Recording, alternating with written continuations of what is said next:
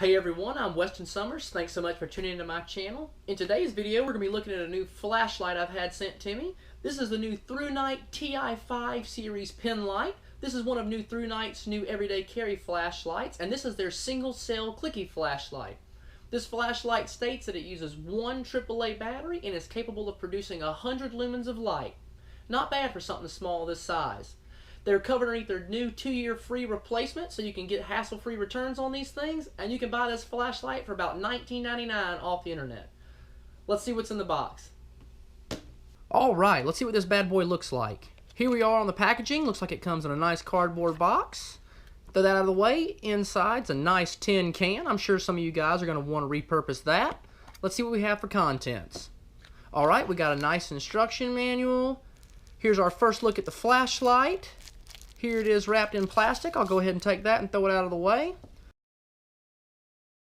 Let's see what else we got in here. We got some foam, we got a silica gel pack, and not one, but 2 spare O-rings. So that's going to come in mighty useful. Alright, let's go over some specs on this flashlight. Okay, let's go over the specs here. But before we do, first off, I laid a tape measure out. Hopefully we can read this. Let's see how long this bad boy is. It is approximately 3.5 inches long, for you guys that don't like the millimeter like me. And it is approximately 1/2 inch wide at its widest point at the head here. Maybe just a hair over a 1/2 inch. You can tell it kind of tapers down here in the middle and thickens back up towards the front and the rear. Alright, the specs. So first off, the LED, which is most important. This new flashlight uses the Cree XP-G2 R5 LED. That's the ones that give you the best output for these small lights. They seem to do very well and have a good color balance. Okay, the run times. This flashlight has 4 modes available. It's got Firefly, Low, High, and Strobe. Firefly's 0.3 lumens, 120 hours. Low is 10 lumens for 6.5 hours, which is very impressive. High is 100 lumens for 30 minutes, and Strobe is 100 lumens for an hour. The flashlight weighs 20 grams, it's waterproof to IPX8, and I'm going to show you how to work it. So let's throw a battery in this bad boy. Alright, I've got us just a nice Rayovac AAA battery here, and we're going to put a battery in this flashlight. So to install a battery in this flashlight, unscrew your head to the left or counterclockwise, and insert your battery with the negative terminal facing down.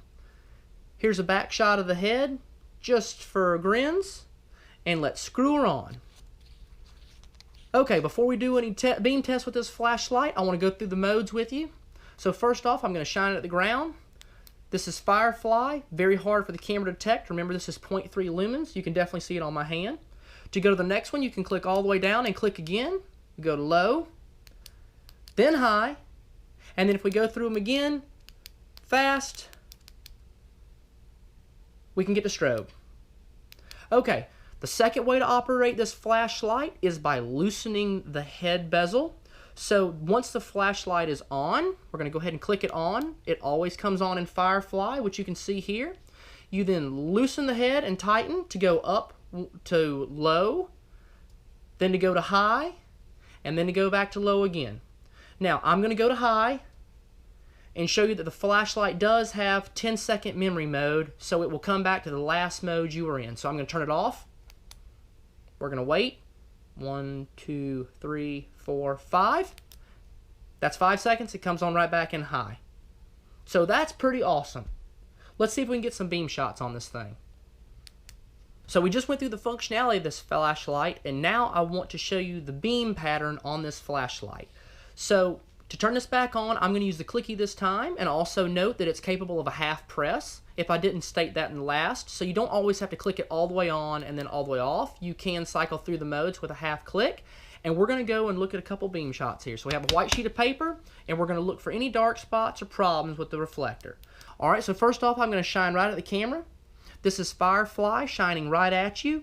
You probably aren't capable of seeing the orange peel, but I'm going to rotate it. You can see the orange peel reflector. And now we're going to shine at the paper.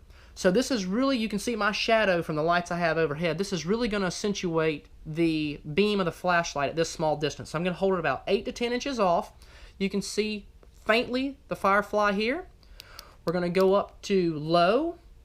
You can see the camera adjusted some, but it's got a nice smooth beam, and if I zoom in or if I move the light down, you can see there's a nice amount of flood around the outside. So you got a real bright spot in the middle and then a good bit of flood on the outside. Okay, let's step it up. Here we are on high. I'm going to go up so the spot grows. You can see that there's no dark spots in this flashlight, very smooth beam. And then to exaggerate it, I'm going to come back down and we'll bring the bleed down onto the paper. There you go. You can see the amount of bleed on the outside, and you can see that it's a nice smooth circle. Very impressive. All right, it's a pretty night. Let's go outside and shine it at something for a few seconds. Okay, here we are, everyone, outside, and you can tell it's exceptionally dark. We've got a good about half moon there, and I'm going to turn the light on, and we're going to shine it at a large tractor I have parked out here on the edge of the field. So first off, we're going to start off in Firefly. The camera can't sense this. Okay, before I go a little farther, I want to state we're about 28 feet to 30 feet away from the tractor. All right, I'm going to step up to low.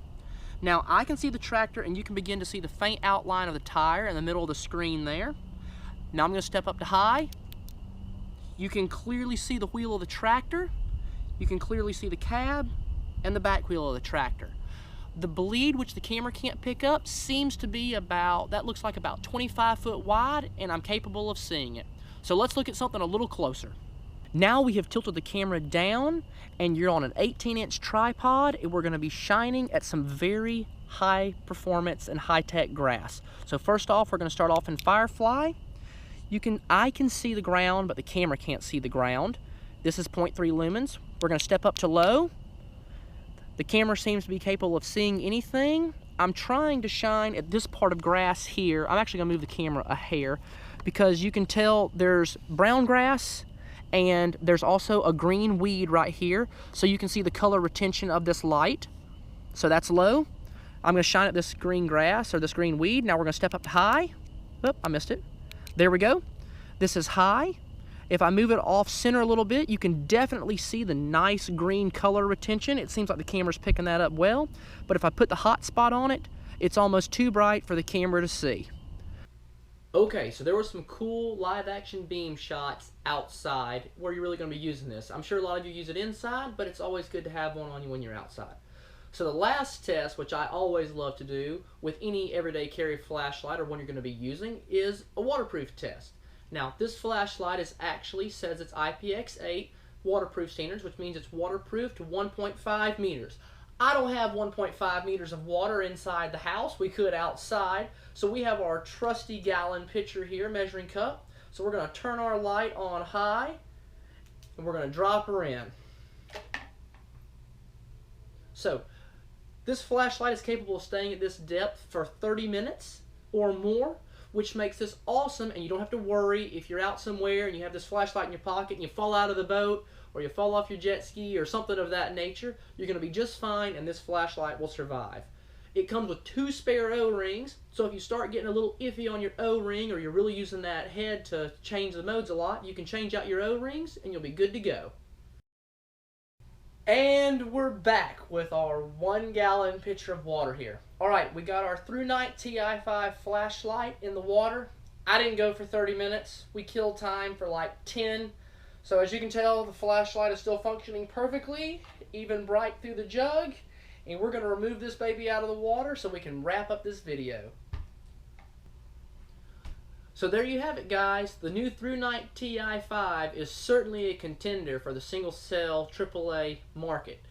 It performs well in all my tests. It has great beam on it. It's capable of a lot of tasks. It has a good throw on it, capable of seeing a good distance at night. You're not going to be limited to a few feet.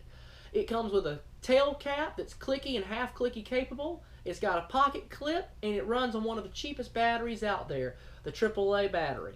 So if you're looking to enter the market and spend less than 20 bucks on your next everyday carry flashlight, give the new Thrunite Ti5 a hard look. I think you'd be hard pressed to outdo this light in something that's in the clicky market. Thrunite has really stepped up their game. I'm going to post a few links in the description where you can buy one of these lights, and you guys sit back and enjoy some pictures, and be sure to comment, rate, subscribe. Until next time, you guys have a good one. Weston out.